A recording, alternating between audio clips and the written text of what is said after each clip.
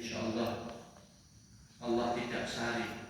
Allah telah melihat apa yang kita lakukan, dan qul in kuntum tuhibbunallaha fattabi'uni.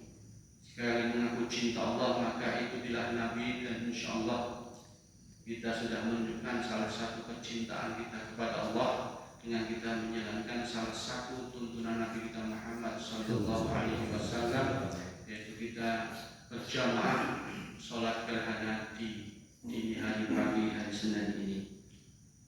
Salawat dan salam semoga senantiasa Allah limpahkan dan curahkan kepada junjungan kita Nabi Muhammad sallallahu alaihi wasallam.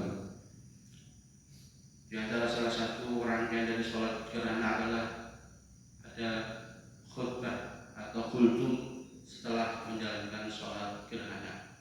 Maka izinkan sejenak ini saya menyampaikan untuk mengingatkan pada diri saya pribadi dan kita semua terkait dengan fenomena pada hari ini, pagi hari ini, dini hari ini, yaitu fenomena gerhana bulan, di mana fenomena gerhana ini selalu menjadi perhatian seluruh umat manusia, apalagi sejak teknologi sudah semakin berkembang dan semakin maju. Di mana di zaman dahulu setiap peristiwa gerhana selalu dikaitkan dengan sesuatu yang mistis, entah itu matahari atau bulan dimakan oleh serigala atau Jawa apa istilahnya? Betoro kalau orang Jawa ini terlalu Jawa ini jadi kurang banyak tahu kisah. Dan itu di tempat kita di luar negeri pun yang teknologi yang maju pun juga sama, mereka juga menganggap ada serigala yang memblok bulan atau matahari. Bahkan ada yang menganggap gerhana bulan dan gerhana matahari itu dewa marah, ada yang mengatakan dewa sedih, dan lain sebagainya. Bahkan di saat Nabi ada pun pemahaman mistis seperti itu masih muncul, yaitu ketika putra Nabi yang namanya Ibrahim, yang ibunya adalah Maria Qibtiyah, itu meninggal. Pada saat itu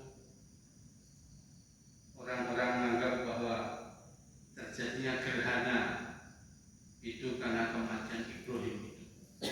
Maka Nabi pun segera bergegas menuju ke masjid.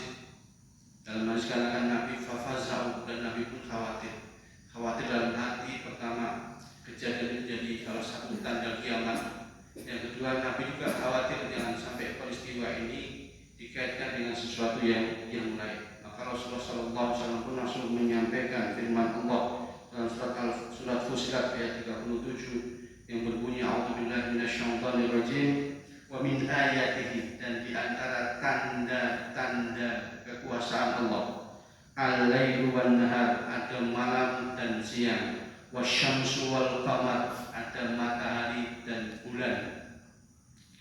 La tasjudu lisyamsi wala lil qamar, janganlah kalian semua sujud tunduk menyembah lisyamsi kepada matahari wala lil qamar, dan tidak pula kepada bulan. Wasjudu lillahi alladzi khalaqahunna, tapi sujudlah, tunduklah kalian semua lillah, kepada Allah alladzi yang khalaqahunna, dialah yang menciptakan malam dan siang, menciptakan matahari dan bulan. In kuntum iyyahu ta'budun, jika kalian mengaku beriman dan beribadah kepada Allah Subhanahu wa taala. Maka ketika putra beliau Ibrahim itu meninggal, maka Nabi pun langsung bersabda, inna syamsa wal qamar, sesungguhnya matahari dan bulan. Nabi langsung menyebut sesuai dengan firman Allah tadi, sesungguhnya matahari dan bulan, dua benda langit yang luar biasa, yang dua-duanya itu sangat terkait dengan ibadah kita.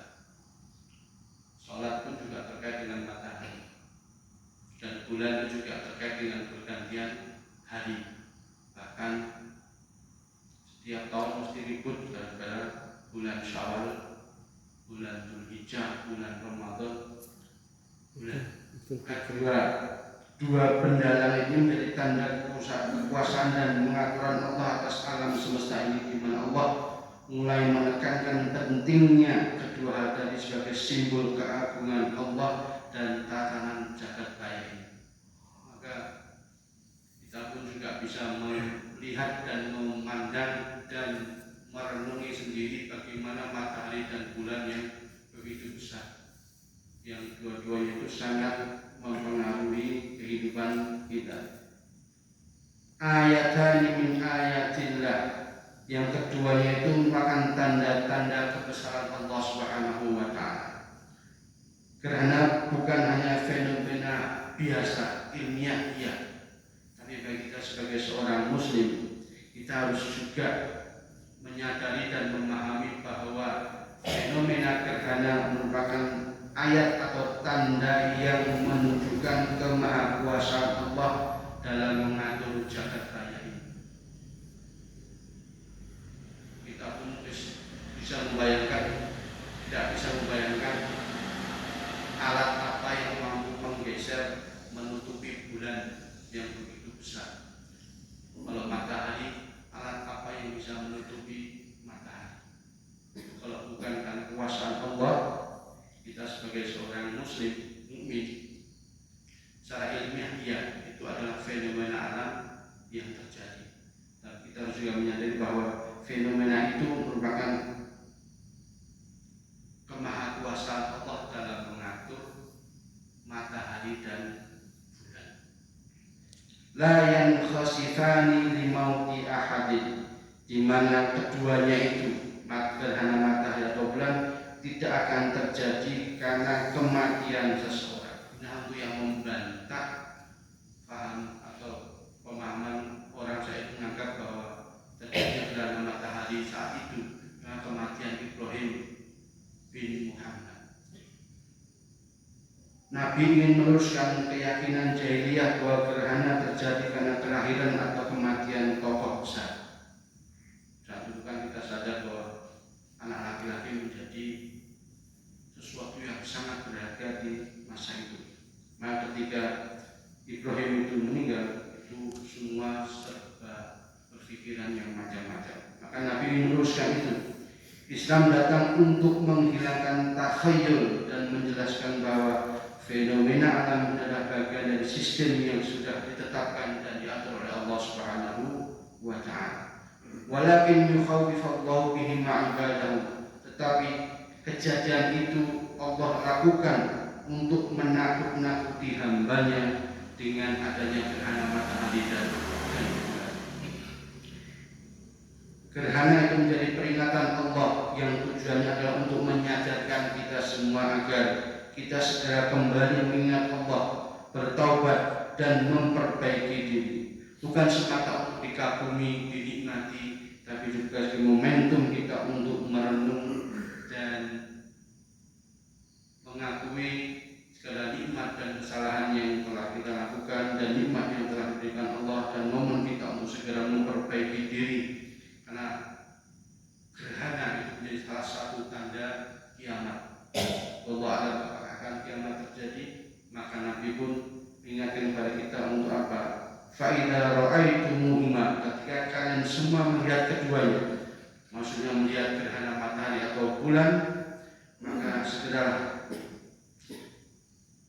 untuk segera beribadah kepada Allah.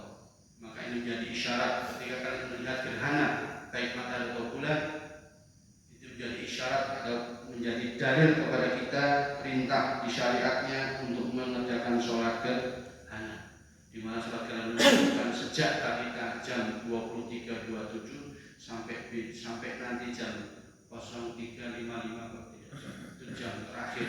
Setelah itu tidak lagi boleh atau tidak boleh melaksanakan sholat gerhana karena gerhana bulan sudah selesai. Fasallu wa ketika kalian melihat itu, melihat gerhana itu, fasallu wa segera dirikan sholat dan berdoa kepada Allah Subhanahu wa ta'ala. Maka ada dua amalan utama yang Nabi perintahkan kepada kita ketika kita melihat gerhana matahari atau bulan. fasallu, tegakkanlah salat, wad'u, dan perbanyaklah doa, perbanyaklah istighfar, zikir dan mohon ampun kepada Allah Subhanahu wa taala. Maka sikap dari sini Bapak Ibu bisa melanjutkan di rumah untuk mumpung sudah malam, sudah pas hampir sepertiga malam, lanjutkan dengan qiyamul lail sebelum dilanjutkan tidur, dan semoga besok pagi kita semua mboten telat subuhan. Misalnya ini mendrawasi saya bisa setelah oleh ketuan HP setelah diletakkan di samping masing-masing, main mboten telat subuhan. Soalnya saya telat, pasti imam Pak Oto ini terus Pak Oto mungkin Mas Lajim ini. Iya. Mas Lajim nggak mungkin telat, soalnya harus masuk kerja. Hatta yakshifa ma bikum, sampai gerhana itu menghilang. Ini juga menjadi dalil bahwa sholat dan doa tadi dilakukan selama gerhana berlangsung dan berhenti ketika gerhana telah selesai. Kepada Ibu rahmatullah, dari hadis Nabi dan ayat tadi dapat kita simpulkan bahwa yang pertama dari pesan akidah yang ini disampaikan Nabi kepada kita bahwa adalah gerhana adalah tanda kekuasaan Allah, bukan karena kematian atau kelahiran orang besar.